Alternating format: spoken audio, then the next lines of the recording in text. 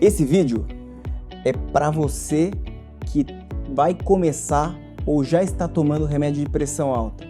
Ele é muito importante, eu quero falar sobre os remédios de pressão alta, o que você precisa saber.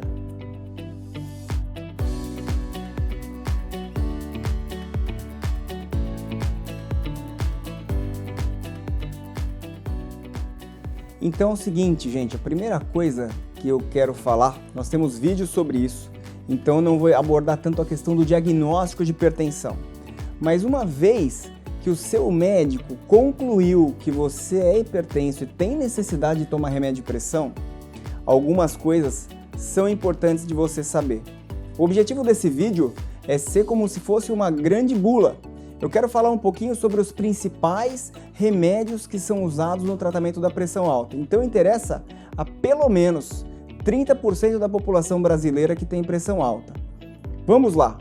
Primeira classe de remédios: inibidores da enzima conversora da angiotensina, ou conhecido como os PRIO. Por que é os PRIO? Porque é captopril, enalapril, lisinopril, perindopril. Tudo que termina com PRIO é essa classe de remédio. É uma classe revolucionária. Revolucionária ali no fim da década de 80, começo da década de 90, utilizada e por anos como padrão ouro para tratamento de insuficiência cardíaca de fração rebaixada. E é um remédio que ele atua muito originalmente no rim e depois, com o tempo, acabaram achando também essa enzima conversora de angiotensina nos outros tecidos, que eles chamam de ECA tecidual. Ele tem uma ação específica e pode induzir insuficiência renal, por uma questão que a gente chama de vasomotor. Ali naquele novelinho onde filtra, o rim filtra o sangue, ali pode dar uma diferença de fluxo e perder um pouco da filtração renal. Então, pacientes com insuficiência renal ou pacientes com muito risco de desenvolver insuficiência renal tem que tomar cuidado. E tem que tomar cuidado também os pacientes que têm risco de potássio alto, porque ele faz subir o potássio. É um remédio muito potente, já foi muito usado e hoje tem sido menos usado, em especial porque ganhou a fama de ser um remédio que induz tosse. E induz mesmo. Existe uma porcentagem de pacientes que tem muita tosse, uma tosse seca, irritativa, que, enfim, traria ali um prejuízo na qualidade de vida do paciente, apesar de não ter um problema específico na saúde dele, a não ser pacientes com hérnia, que teriam problemas ali abdominais relacionados a ficar tossindo o tempo todo, ele não teria grande problema porque não é indução de doença, mas é um sintoma muito desconfortável. E aí, o que aconteceu? Surgiram outra classe de remédio, que são os BRA, são os bloqueadores de receptor de aldosterona. E esses BRA, o que acontece? Eles são os losartan, valsartana, telmisartana, candesartana, tudo que termina com ana ou an, né, losartan ou losartana, como as pessoas chamam, eles são essa classe, que é como se fosse uma especificação da ação dos inibidores da ECA. Originalmente, eles estariam relacionados para serem prescritos para os pacientes que têm tosse, mas eles ganharam tanta visibilidade, tanta projeção e tanta prescrição que hoje em dia eles são relacionados também como primeira escolha muitas vezes. Hoje em dia você tem gerações desse remédio e gerações muito potentes que controlam bem a pressão. Tirando a tosse, os efeitos colaterais são bem parecidos com a questão da piora da função renal, com a questão da retenção de potássio, apesar de ser um remédio muito seguro porque tem muita gente usando, então a gente já tem muita experiência na medicina com essas classes de medicação. Uma coisa que fazia-se antigamente e que agora a gente não faz, tá, gente? Estamos gravando em 2018, a ciência é dinâmica. É prescrever um PRIO com um losartan, um valsartan, um candesartan da vida. Então a gente não prescreve inibidor da ECA com bloqueador de receptor de aldosterona. A gente não casa mais esses remédios. Estudos já comprovaram, isso nos anos 2000, que não tem mais evidência para você usar. Antes usava-se muito em diabético, para proteger função renal. Hoje em dia, proscrito. Proscrito significa não pode mais prescrever. Então, essas duas classes, você escolhe ou um ou outro. Outra classe bastante usada os beta-bloqueadores, que são os OL. Então, propranolol, atenolol, metoprolol, bisoprolol, nebivolol e assim vai. Então, esses que terminam com OL são os beta-bloqueadores. Eles atuariam, existem vários mecanismos de ação, mas os principais mecanismos de ação, ele relaxaria, diminuiria o tônus adrenérgico. Vocês já me ouviram falar essa palavra. Tônus adrenérgico significa diminuir um pouquinho a carga da adrenalina, ou seja, diminui frequência cardíaca, diminui pressão arterial, mas também, em alguns casos, diminui um pouco a capacidade que a gente chama de inotrópica, que é a capacidade do coração de bater. O que acontece com os OL, com os beta-bloqueadores? Eles têm que tomar muito cuidado em paciente com problema pulmonar. Um paciente com problema pulmonar, por exemplo, DPOC, enfisema pulmonar, em alguns casos mais difíceis de controlar de asma, pode descompensar por uso de beta-bloqueador. Então a gente tem que tomar muito cuidado, não é proscrito como é o caso anterior, mas quando feito, é feito com muita cautela pelo médico, certo? Terceira classe que eu quero falar com vocês, que são os diuréticos.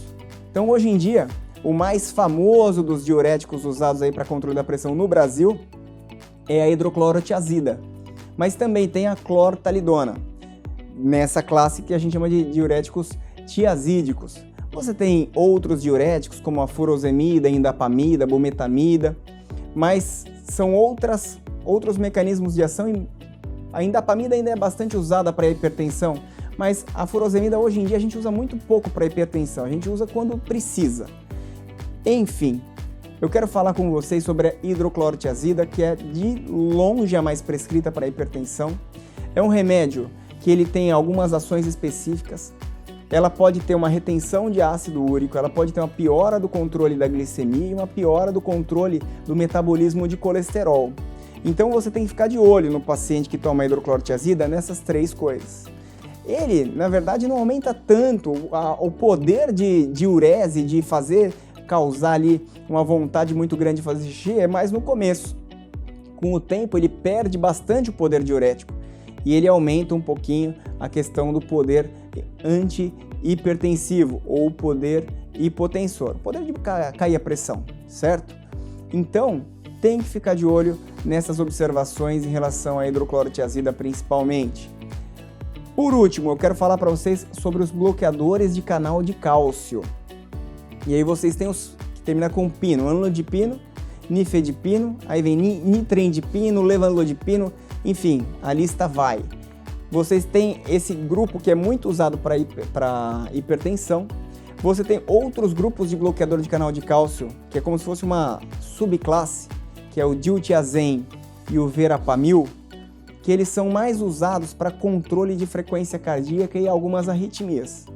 Agora, o anlodipino é campeão de prescrição. Ele é um pouco mais moderno que o nifedipino e ele é o campeão. Qual que é o problema da anlodipina? Ele tem um poder para baixar a pressão muito bom, mas incha as pernas.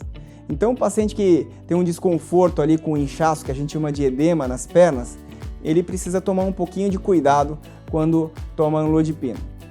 Existem outras classes de hipertensão, mas essas 5 classes, então IECA, BRA, beta-bloqueador, diurético e bloqueador de canal de cálcio, são as classes que são chamadas de primeira escolha, tanto na questão de você dar o primeiro remédio quanto associações, porque existem associações benéficas. Então, por exemplo, você tem associações positivas de IECA com diurético, de IECA com bloqueador de canal de cálcio, de diurético com beta-bloqueador. Enfim, você tem associações positivas.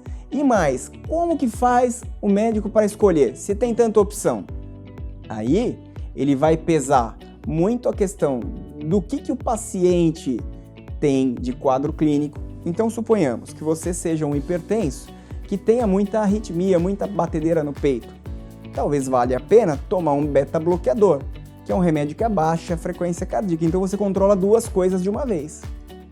Ou, de repente, você é um paciente diabético com perda de proteína na urina. Então, é melhor tomar ou um IECA ou um BRA. Você entendeu? Ou você tem muita retenção hídrica, muita retenção de líquido. Talvez valesse a pena testar um diurético. Você percebe como cada remédio tem a sua indicação? Então, é claro que o médico, às vezes, num paciente que não tem nada e pode tomar qualquer coisa, ele eventualmente vai num remédio que ele prefere.